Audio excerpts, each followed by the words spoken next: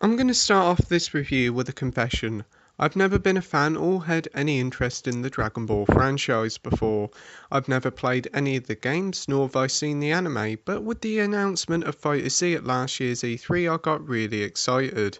The game looked superb and the fighting looked great, and as a fighting game fan, this looked right up my street. So now the game is finally out, was it worth the hype? Let's find out. First up, let's talk about the graphics. Oh my, the graphics look phenomenal. Seriously, you could mistake this for the anime, it's that good. The impressive graphical magic here is certainly very brilliant, and the way it uses the 3D graphics to make it look like a 2D anime is very clever indeed. Though it shouldn't be surprising that FighterZ's developer is Arc System, which has had years of experience making these sort of games. The game is a 3v3 team-based fighter that plays out pretty similarly to the Marvel vs. Capcom franchise. The game is that very rare of beasts, a fighter that can be easy pick up and play for newbies, but offer plenty of challenge for fighting game veterans. Allowing players to perform easy combos by tapping the same button feels like it lets newbies have a chance to play good online. But veteran fighting fans shouldn't worry, as while on the surface level the game may seem a little bit simplistic and basic, but like all fighting games there's plenty of mechanics to take advantage of. Each character has a projectile attack, boost attack, a sort of counter ability that can send an opponent flying, add in special powers, swapping out characters mid-combo, and allowing all three characters to perform their special at once. There's a lot under the bonnet to experiment with. Picking a team of fighters is also something to think about, as yes, you could pick any old three characters and still win the fight, but if you think about what to pick, you could come up with the ultimate team that could whip out a whole life bar in one combo. Evidence of this is various videos online, as some moves mix well with other characters to make comboing easier.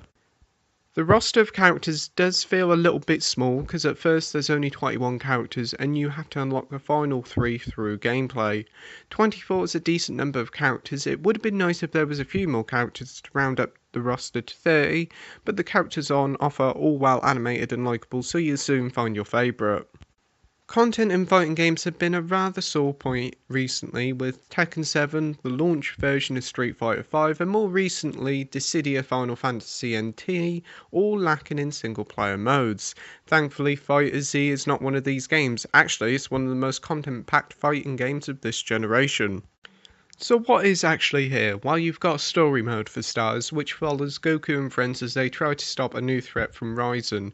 It's an interesting story that for a non-Dragon Ball fan really entertained me, as it had plenty of humour and action. The story mode has 3 different story arcs following 3 different groups' viewpoint of the story. First up is Goku and his Super Saiyan friends, then it's the villains, and then the final act is that of the new character Android 21, who was created just for this game.